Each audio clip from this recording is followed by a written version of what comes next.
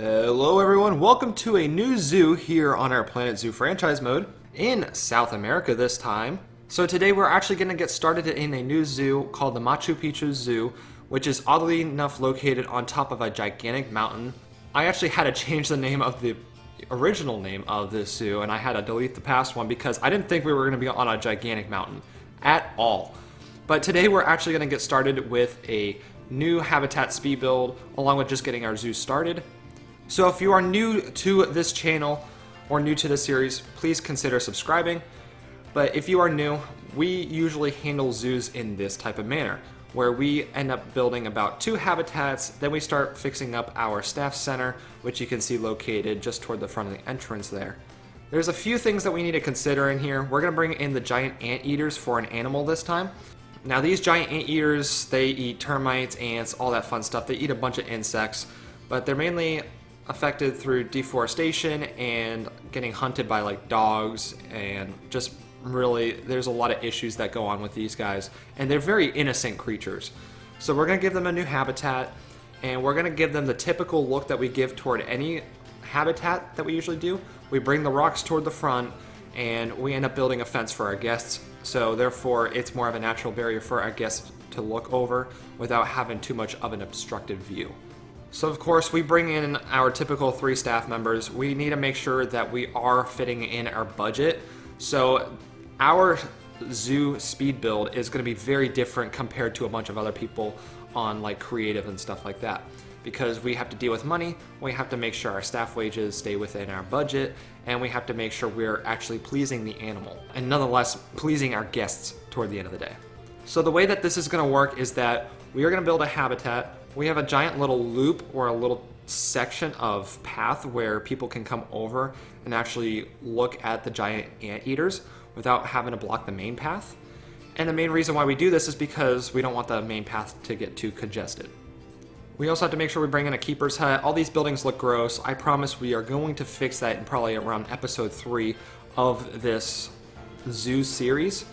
So in this mode, we only have 1 anteater because everything right now, and if you guys play Planet Zoo yourselves, the little market that you have to buy off of, like everyone is putting up like llamas, jaguars, and other animals up for like 10,000 conservation credits. So therefore we're actually just going to bring in 1 anteater today, and we paid it with original cash. We actually didn't do it with any sort of conservation credits, which is not what we usually do here on the channel. Usually we have everyone under the same type of conservation credits. We just want to make sure we actually build this zoo and make sure we make it profitable at first, which is the main concern here. So we will replace this anteater at some point. Maybe once it passes away, we will actually bring in an anteater that is under conservation credit currency. But as for this guy's little hard shelter that we need to make, we're actually going to give him a little cave. And you may wonder what the whole process of what I'm doing here is. I'm actually taking the rocks and putting them right up against the wooden barrier that we have. And the main reason why I'm doing this is because it's going to be a placeholder for later. Once we actually unlock the ability to bring in some one-way glass, we can use it as an advantage point for our guests to actually view the anteater while it's sleeping, while remaining quiet. And then we're also going to fix the rock structure for them later. I considered making a little temporary habitat, but I didn't think it was going to turn out as well, so therefore we avoided doing that. I don't like them myself. I like building these caves, so it makes it look like we built some concrete and made it try to look somewhat natural. In addition, these giant anteaters can actually be combined with I think they call it the Bayard's tapir, I think that's a proper way to pronounce it, along with the new monkeys that came in with this game. So therefore, what I'm thinking about doing is actually having this habitat be a breeding zone for giant anteaters. And then we're actually going to build a giant habitat with maybe those monkeys that we got with the Bayard's tapir, along with our giant anteaters. So we're going to combine 3 animals together, but this is almost like that other section where you bring in the anteaters, just so you can just see just the anteaters, along with making sure we have a breeding program for them so we can actually do some good for the environment here in Planet Zoo. Now the biggest thing about this was trying to turn it into a jungle. This is really hard to start off with because when we move into this zoo, there's like no plants around anyway. So we actually have to start building this into more of a tropical region. And this is actually our second tropical zoo here on our franchise mode. This is going to be one of the smallest zoos we're actually going to make, just because it's just going to be South America animals. But anyhow, we want to make sure we make it seem like a jungle. We don't give it too much coverage right now, but we're trying to set it up for success later on. So I hope you know what I mean by this, and we want to make sure our guests can see the animals just fine. But we're going to start setting up like a lot of trees and trying to make this seem like a jungle around our zoo. But we just haven't really gotten to that stage yet, so I do apologize. We are a little bit low on that spectrum.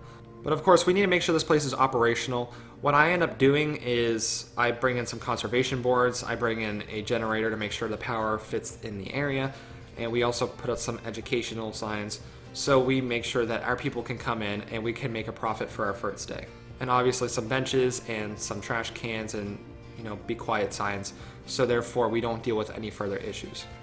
Well, hello everyone. I don't usually come on camera, but since this is a new zoo and there's a lot going on, I do want to go over a few things before I get into the next segment. The main thing that we usually do when we get into building new zoos is that we usually build around 2 habitats or so before we actually end up designing our little staff center, or at least the main one. So as of right now, everything seems to be just fine, but since this is a franchise mode, we want to make sure we're not losing money and that we will be making money along with not having many other issues. It's a little bit of give and take. It's going to be a little bit hard trying to keep it in the light the whole entire time as I do speed builds, but I'm going to do my best. So if we go ahead and look on our panel on finances, we are getting around $1,500 right now. Ongoing expenses in staff mostly.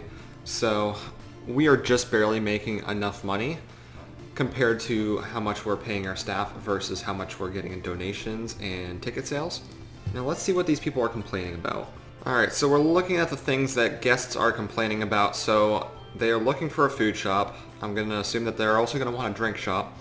I don't know why they want drinks and food for just one animal. But then we also have the complaint about scenery. So what I have going right now is I have research going. Under our zoo panel, we're researching our wonderful anteaters right here.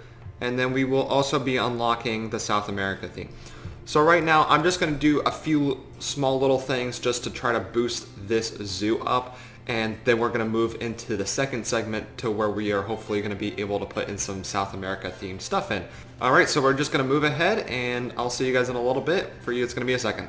Okay, so here we are in phase 2 where we're actually going to do some scenery adjustments to where our guests are going to walk by. With these education boards here, I did smush them together and I'm putting a little bamboo-like structure up against this with some nice palm leaf thatch roof, I think is what you consider it. But what we do here is we actually put in little wooden posts around this little patch of grass, and what we're going to do is we're going to fill it with a bunch of plants, trees, flowers, and stuff like that, along with some nice little lamps so people can see at night. So with this little education board section here, we actually had to figure out how to put in lights properly. And we end up just using something from the base game, like a little ceiling light, which ends up working just fine. It was no big deal. But we ended up putting that in, and the torch obviously didn't work as the way I wanted it to, because it actually was going to basically burn down the building if that were the case in this game. So if that actually was a mechanic, but it's not. And I'm sorry, I forgot to introduce this. You may have just seen it, that we actually do have like a little food and drink shop that I built over there. Nothing special. We're going to redo that anyway, but that's just very temporary. We are actually going to build a nice food court at some point for this zoo. So don't you worry about that. But with this technique that you're seeing over here, I'm selecting individual posts, and the zoos aren't supposed to be perfect in certain ways, and by making things look not the same, it makes it better. So symmetrical things in zoos don't look that good sometimes. You want to feel like you're going into a forest. Things aren't perfect. That's kind of like the whole thing behind a zoo. You want to feel like you're going into another animal's habitat. So therefore, we just kind of mix around the posts a little bit. Obviously, it's a man-made structure, but we want to make it have some sort of creative design to it. Otherwise, it would look very boring. Now, today we don't actually bring in any sort of temple pieces, because I want to save that for later. I have maybe a good idea for like a lost temple of some sort, or maybe we can put some exhibit animals. I think that would turn out very well. So we may actually incorporate it into like one of the mountains here, or like the side of the mountain, because we're basically on one. So I want to kind of do that. I have a lot of ideas planned out for this zoo, but this is a start to the zoo. It's nothing perfect. It's exciting, but once again, nothing perfect. And once we actually come over here to the garden, we bring in some flowers. I think we use some white petaled flowers along with some purple-like ones. We do bring in a few trees, but first we bring in some nice little flowers and stuff like that. One thing that we don't have a lot on in this South America pack, or at least for the tropical region inside South America, we don't have a lot of plants that are very green. A lot of them are very colorful. So we don't have an issue on color, but like I'm the type of person that doesn't want too many flowers of the same type. So therefore we try not to bunch up the white flowers along with the purple flowers as much. And we also bring in that like little green, I don't know what to call it, like little shrubs that kind of burst out of the ground type thing. And we just put that on the other side of our education boards.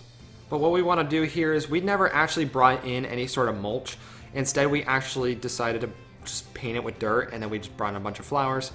I obviously found that at one point I put too many flowers next to each other, so I just had to make sure I replaced it with some white flowers. And it actually ended up looking very good. But as in for right now, there's nothing else to go over. That was a very quick speed build. This habitat will need a lot of work. Without a doubt, it is not done.